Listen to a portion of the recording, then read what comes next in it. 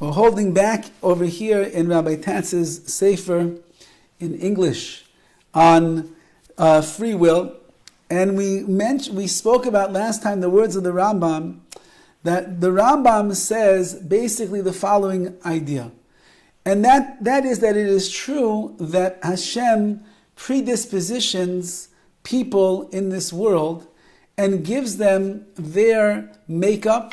He gives them personality traits. He gives them certain tendencies that they're going to have. But he doesn't decide exactly what kind of a person that person is going to evolve to become. Rather, he gives you over all of these details in your spiritual, emotional, physiological, physical makeup, and then he leaves it up to you to decide what you're going to do with that. And that's why, says the Rambam, I'm writing these words to negate all of the claims of people that say, well, if you're born with this virtue, or you're born with that vice, there's no way out of it, you're stuck and you're trapped into such a thing. Says the Rambam, it's simply not true. It might be more difficult for you to make changes. It might be more difficult to overcome the negative tendencies that you have in certain character traits. That's all true. But it doesn't mean that you're locked in and that you're stuck in that particular area, which is like we're going to see coming up in the parsha in a couple of weeks. We have two children that are born to Yitzchak and Rivka. One is named Yaakov and the other one is named Eisav. And we know that from the time that they were in the rechem, in the womb of their mother, whenever Rivka passed by a house, a yeshiva, a house of prayer, so Yaakov would try to get out of her stomach and go and sit and learn and pray.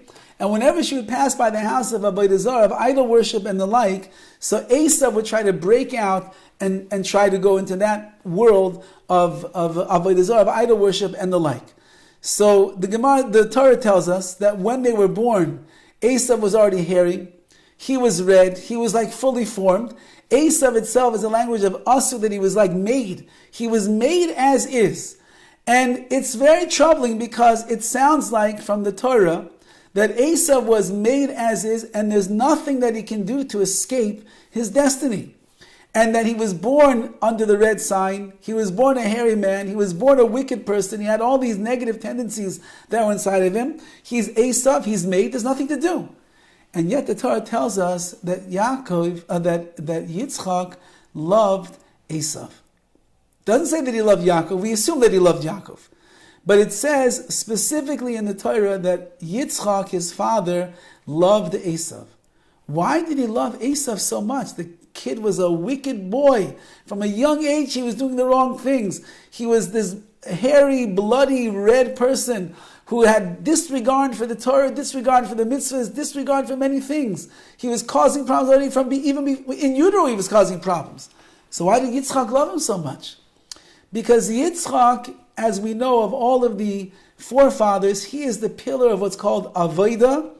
Avodah is hard work on oneself. And Yitzchak knew that the secret to life is that if you're willing to work hard on yourself, then you can make changes that are exponentially greater than the person that was born as a tzaddik, born as a righteous individual. If you will find a bad character trait and you will work all of your life manipulating it and changing it and refining it and making it better, so then you'll take a bad trait, you'll polish it up so that it's shining like a diamond, and you're no longer going in the path of that negative trait. You are greater than the person who never had to struggle with that negative trait before in their life. So Yitzchak looked at his son Eisav, and he said about his son, if only my son will realize that it's not a death sentence because he was born with all of these negative traits, but rather he will rise to the challenge of the avodah, of the hard work, and he will begin to change himself and to grow and to master who he is, then Eisav will become exponentially greater than the great Tzaddik Yaakov, my other son, who was born as an Ish Tam Yoshev Oiloi, a simple, young, pure boy who was sitting in the tents of study all the days of his life. So his confidence or his aspirations for his son Eisav were that if Eisav will get with the program and realize that his destiny is up to him, and that he has the ability to change and to grow and to make himself into a much better person, Eisav will become the greatest of my children. And it could be that we would all be B'nai Eisav, we'd be like known as the children of Eisav, not B'nai Yisrael, not the children of Yaakov, of Yisrael. But Eisav failed the test, as we see. He got caught up in all of the red body and the hair, and the Eisav, he's made already. He got caught up in all that. His inclinations towards violence and towards anger and towards laissez-faire approach to the Torah and to the mitzvahs, he gave into all of that instead of doing what he should have done to become the biggest tzaddik of that generation. Could have called him Eisav HaTzaddik instead of Eisav HaRasha, as he goes down, famously known in history as Eisav the wicked one. So that's what the Rambam says. The Rambam says that everybody has within them, they have faults and they have strengths, they have deficiencies and they have powerful talents and skills and abilities that Hashem has given them. It's up to you what you're going to do with it. Now, if you have all these positive things, you better make sure that you're using them in the right way, because even on that we can be held accountable that we did not do enough for what Hashem has given us. And certainly if there's the negative that is within us, so that's what the Rambam is saying, it's not a death sentence sealed upon you that you're going to rot away in this world and now and forever, or forever after, because you can't do anything about it. It's not true. If you put your mind to it, and you exercise your muscles of Bechira, of free will, and you make the right decisions, you then will be able to overcome the negative inertia that you have from birth that was inherently put inside of you. Says Rabbi Tatz, there's another way that we can shift the point of choice, the point of the Nekudas HaBechira, the point of our free will. And he says the second way is that in one sense, free will does indeed play a part in setting up options for choice, which means where prior choices result in new situations for choice. Which basically we're going to have to explain over here is that, yes, it's true, he says, that initially your point of free will is dependent upon the elements of nature and of nurture. Nevertheless, it still gets affected by the ongoing choices that you are going to make in your life. And therefore, every act of Bechira, of choice, of free will that a person makes, it changes the person who has made that choice, either for good or for bad.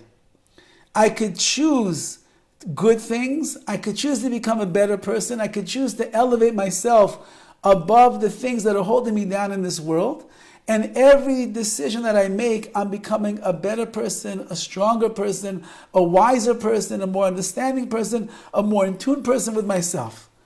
Or I could end up making wrong decisions and wrong choices, and every decision that I make that's hurting me just brings me down farther and farther and farther in this world. And therefore he writes that every act of overcoming a temptation strengthens the agent who chooses. Every time that you have to buckle down and make a hard choice in your life, you are the one that is benefiting yourself, because you are becoming stronger and mightier as a result. And he gives over the following parable. He says, well, first of all, he says that someone who overcomes temptation elevates themselves, because the one who made such a choice is a higher person. You're elevated as a result of the good choice that you make, and therefore you were here, you made the choice to do the right thing, to overcome temptation or the like. You're now up here, you're on a higher place. It's like a ladder, you're moving up the ladder. You're on a higher rung of the ladder right now, you're not down lower as you were before. So he says like this, imagine a person is a weightlifter, and they're strengthening their muscles. So every time that they lift heavier weights, their muscles are getting bigger and bigger and stronger. And therefore this person, as he goes from 50 pounds to 75 pounds to 100 pounds, he's curling now 150 pounds. So he can keep doing 150 pounds, But if he wants to make the muscle stronger and bigger, he's got to keep moving up, even if it's little by little by little, but he has to keep moving up. If he goes down, or he stays where he is, so then the growth is going to either be minuscule or not going to exist at all. Says Rav Tatz, the same exact thing is true in the world of the spiritual muscles of Bechira, of free will. When I make a decision, I'm on a lower level right now, so I'm making a decision right now, but I'm lifting the 50 pounds of my free will. So when I got there now I'm holding my 50 pounds. Now, in order to make my muscles of free will larger and bigger and stronger, I've got to go up now to another level, and another level, and another level, which means every positive decision that I make makes me stronger, which means that the challenges that HaKadosh Baruch Hu is going to put in my way are challenges that, because of where I'm holding in my abilities of Bechira, of free will, means that I now have the strength and the muscle source to be able to handle a bigger challenge, a bigger decision I have to make. And therefore, indeed, you're going to have to lift heavier weights in order to exercise today and make yourself stronger, because whatever you were lifting yesterday is now trivial, is a much more trivial challenge to what you have today. So he says, correct moral choices, strengthen the moral will, and must lead to new and more difficult challenges. That's the goal of life. The goal of life is that there should be growing challenges, because I'm a growing person. So if I keep making the right, this is why some people say, so why do I want to make the right decision? Every time I make the right decision, Hashem sends something else. Why would I want to become a tzaddik, a righteous person? The tzaddik is held accountable for higher levels, and he's expected, Hashem's going to send him more challenges in his life. Why would I want to be that? Because that's the purpose of life. The purpose of life is to be growing up, not to be going down. And like we said many times before from the Vilna Gaon, there's only two directions that you can go in this world, spiritually speaking. One is up and the other is down. If I'm making the right choice, I'm going up. If I'm making the wrong choice, I'm going down. I would like to be a person that's moving up in this world, not a person that is descending down.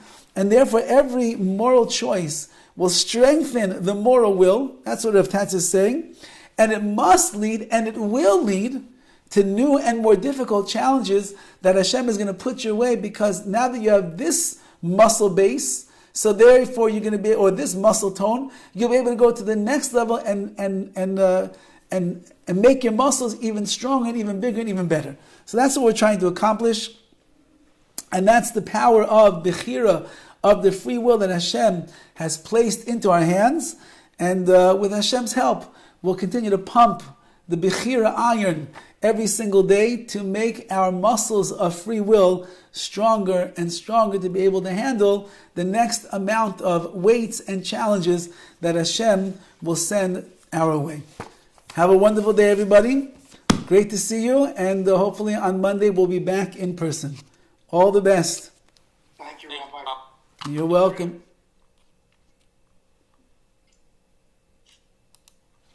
George, you had a question? No. Okay. Okay. You're welcome. All the best, everyone.